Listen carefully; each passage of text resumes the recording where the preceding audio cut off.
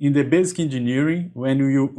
we are finishing the basic engineering, we can consider doing our Hazop, because you already have a process well defined, you have the control loops of your system, the pipe instrumentation diagram will be already developed, although it doesn't have all information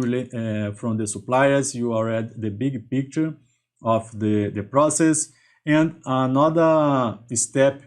good to do the Hazop is during the detailing design, because this way, when you receive all the information from the suppliers, and when I talk about receiving information of the suppliers, is you already have the vessel drawing, and you know the maximum allowable working pressure, the minimum design mean temperature, and if you bought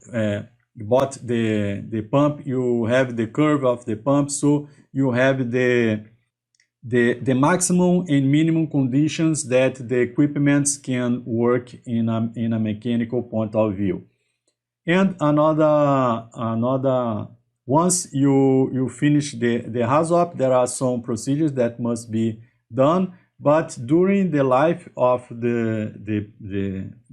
operation plan of the plant, we also need to do Hazops, and in many countries is a regulation requirement to review the Hazop time to time, so it's important to you that you be familiar with this kind of procedure. And every time that you do, not every time, but every time that a modification in an existing process leads to a new hazard to the process. So this is the main milestones that you should consider